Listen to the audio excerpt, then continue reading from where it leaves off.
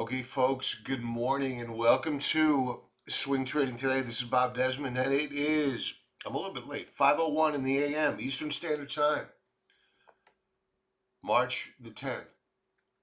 I have titled this commentary, Two Black Swans Collide. Really, be water, my friend. That's a saying. Be water, my friend, is a saying from Bruce Lee,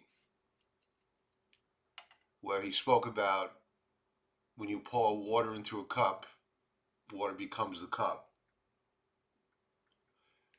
It's basically the taking the formation of whatever environment that you're in and adapting and persevering and overcoming. And that's exactly where we find ourselves right now. But we have to question, uh, and this is me. This is my very nature. You know, God didn't give me many things, but He did give me the ability to uh, read charts and to sniff out a rat and to be extremely cynical of prevailing wisdom, which is the reason why I named my website The Contrarian Trader, is to question the prevailing wisdom. Not necessarily short automatically on my suspicions or get long on premature optimism, but it's to question the prevailing wisdom. And for a while now, I've talked about this being a presidential election year and expecting big things out of the federal government in an effort to keep this market held aloft. But oddly enough, two black swans collided at very close to the same time. And we have to ask ourselves, coincidence or reality? And just to put things into perspective, and this is not going to be popular, but that's okay. I don't do this for popularity. When you take a look at the cases of C19. I'm going to call it C19 so I'm not blocked, or hopefully not blocked by demonetized by YouTube. We have a total confirmed cases of about, let's call it 115,000 cases of C19 over the past, let's call it 3 months.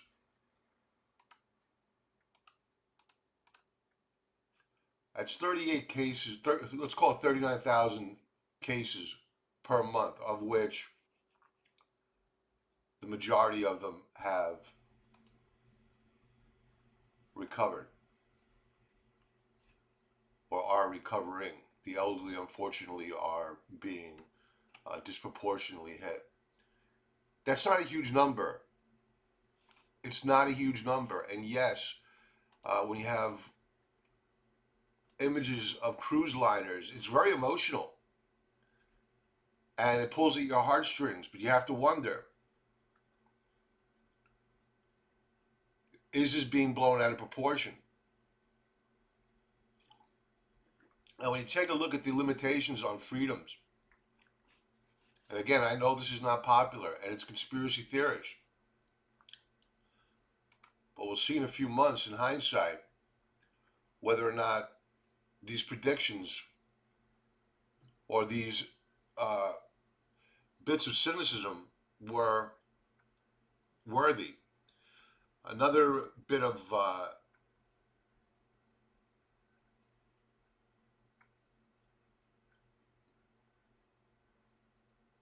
a little bit of conspiracy theory gone amok, admittedly on my part. Contaminated cash may spread coronavirus. World Health Organization. Who benefits by the elimination of cash in this society? Government. You get rid of the black market economies, more tax revenue, because everything is electronic, everything is traceable.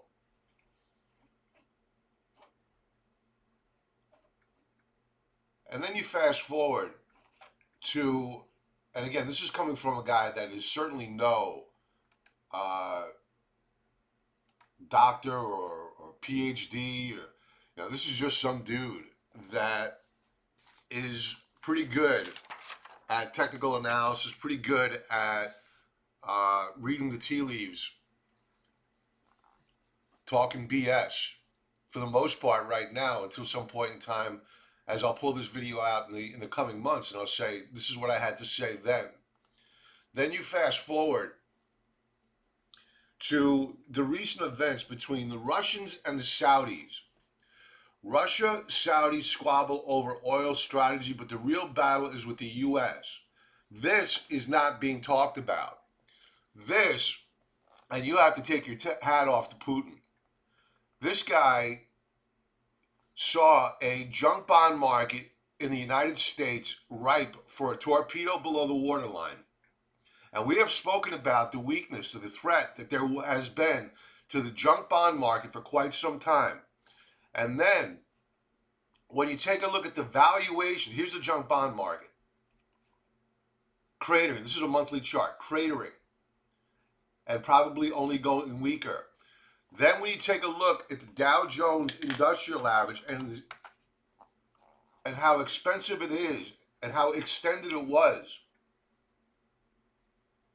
ripe for a pullback, down now at its lows over 20% bear market territory. You have to wonder, during this presidential election year, who do these guys want as their next president? I don't agree with President Trump on everything. I think that he made a major blunder by embracing his ownership of the stock market, because this was all doomed from the very beginning. I think he made a tactical error, and he's paying for it right now. And if you took a look at him last night when he spoke, this was not a guy that was looking as vibrant as he had been. I think that he realizes that he now owns this big, fat, ugly bubble that he inherited from Obama, and which began. And this is not a Democrat versus Republican thing. It was Bush who started this, and now he owns it. Unfortunately, during this election year, if you're Putin, who has more sanctions on him now than he did prior to President Trump taking office, despite what the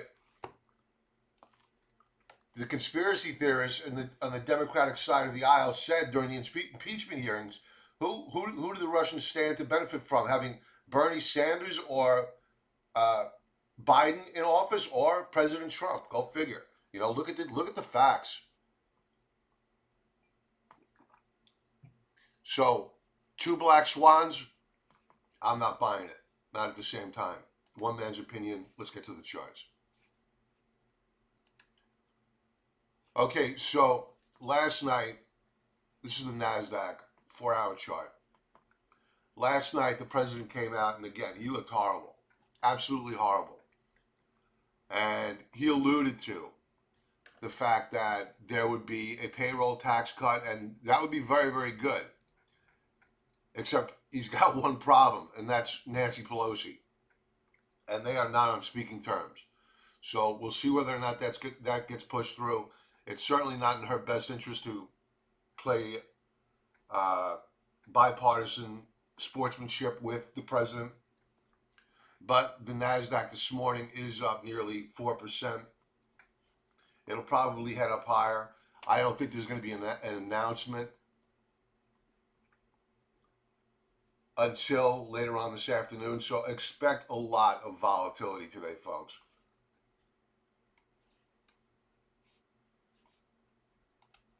Taking a look at the S&P 500, it is up over 3.5%. Dead cat bounce, probably.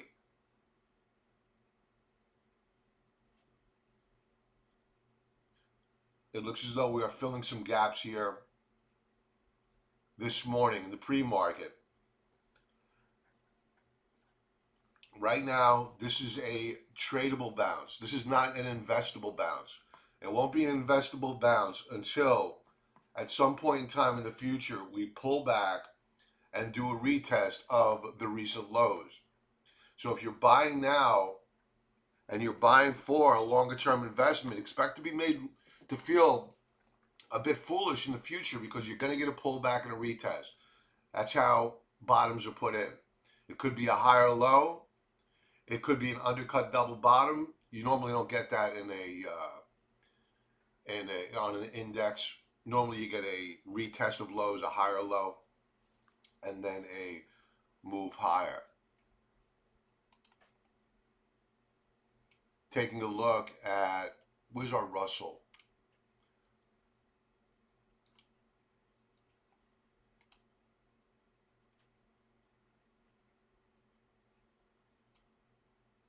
The Russell 2000 took it on the chin as well yesterday,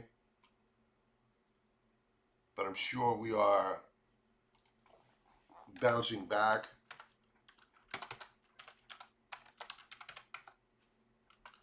That's not the symbol. There we go. RTY. Duh. Okay, so what we did overnight was that we were able to rally up and through resistance, pulled back, retested once, retested twice. Good price action here on the Russell, which is up nearly 3.5%.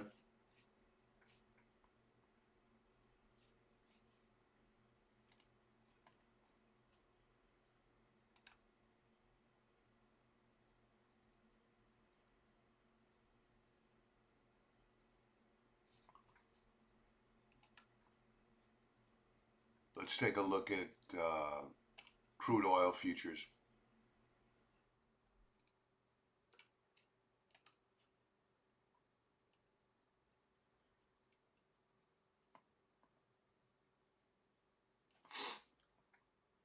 Sorry, folks. I thought I had these ready for this morning.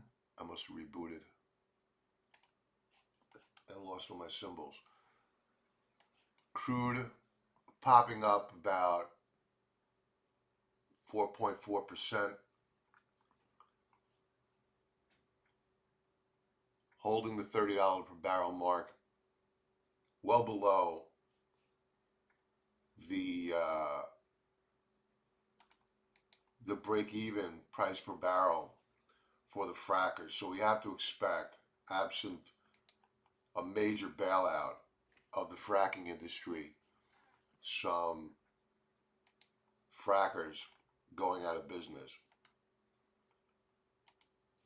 And frankly, you know, this economy hasn't allowed for failure in quite some time. It's about time that we cleared out the weak and made room for the strong. It's only good longer term, but unfortunately, the headlines are going to be horrible, and it does not bode well for the president's re-elections. So expect them to bail out some of these players.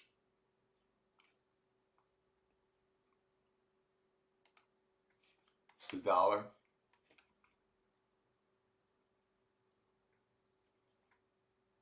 a rip your face off rally here.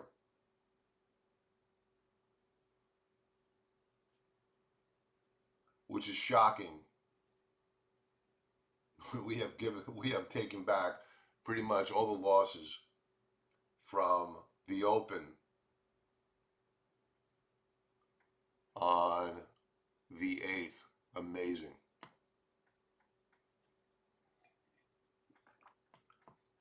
This on the heels of the U.S. government taking on probably the hugest amount of debt ever to be seen.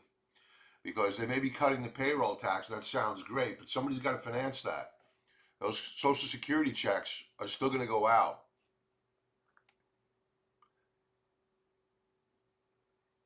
And it's all going to be done through debt. And have no doubt, this is going to be a war on the dollar.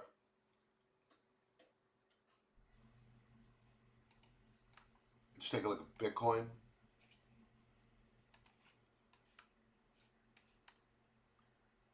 Bitcoin popping up a bit.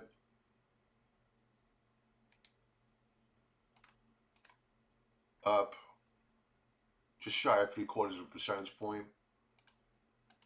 Not much to do here.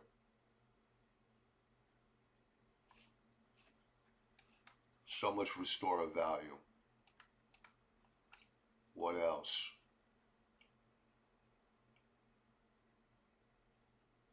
Gold.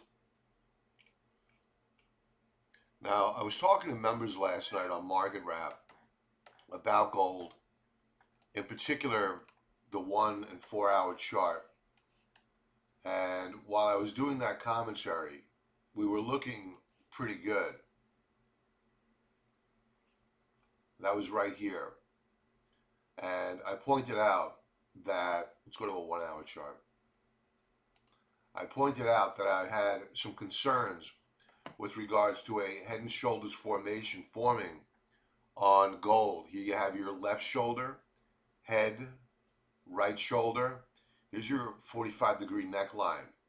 And as I was speaking, we were holding the neckline, and we were actually trading at the high of this bar. Then we broke. And at current, we are down a little over 3/4 of a percentage point. Not looking good here on gold.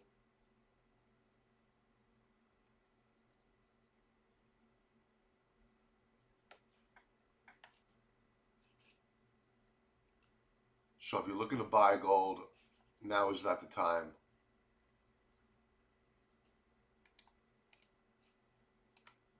The price action is just not good.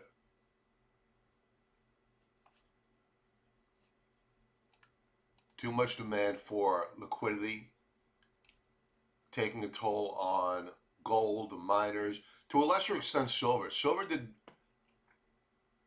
okay yesterday. It was down, but it wasn't horrible. And earlier, when I looked, silver was actually up. We're long of silver. We'll entertain adding more, but only on strength.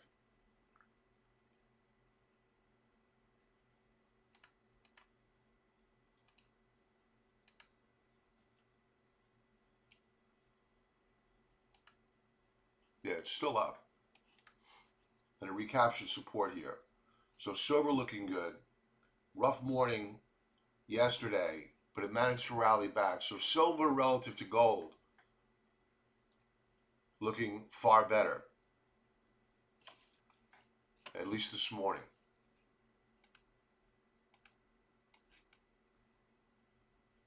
But still, looking at a 4 hour chart, I know this is messy. We remain in a downtrend.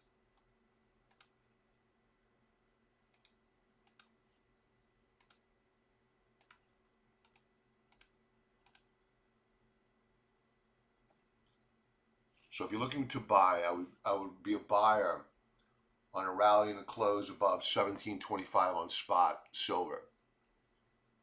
Right now, let's just watch and wait. Let's watch and see whether or not we're putting a higher low here. Could quite possibly be doing so. It doesn't matter though until we begin to put in higher highs. And for those asking the question, am I going to be chasing stocks today? No, no way. No way. We did add more to our gold mining trade yesterday, NUGT. Let's see if there's any activity this morning. I wouldn't imagine there's much. We're up slightly. We did lean into our short of the bond market. Let's take a look at the bond market.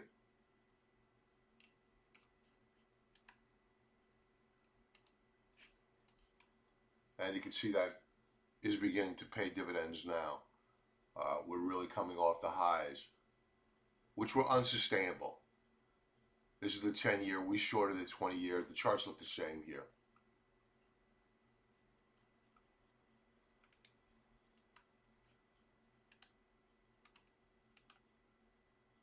And if you take a look at the tips yesterday, Treasury inflation protected securities. Oh, look at this morning. Wow. Yesterday we had, let's go to a daily chart to illustrate.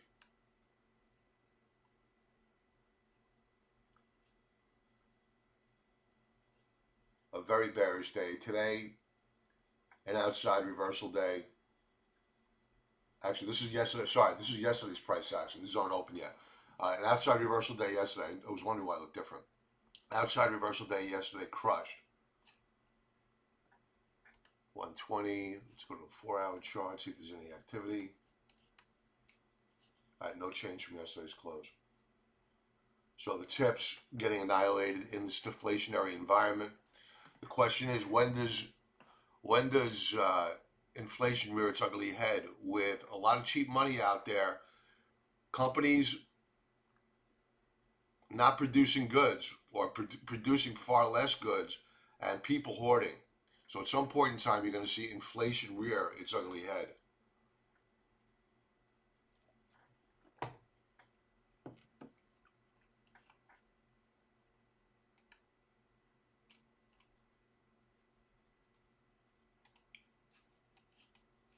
Take a quick look at copper. Copper price is surging. And nat gas had interesting price action yesterday.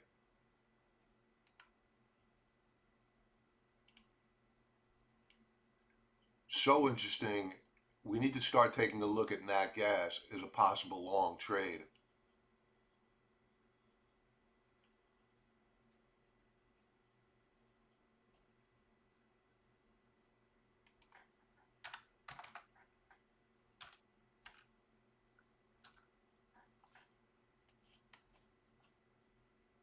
And we're up yet again this morning. Look at this reversal yesterday. Really outstanding.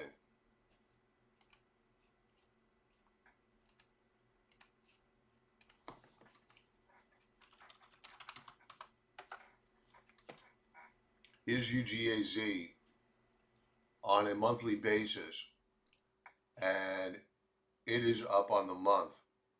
And inside month, drilling down to a weekly view,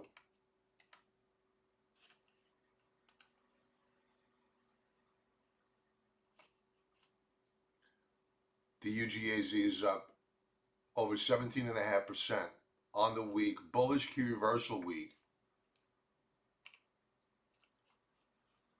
Daily view.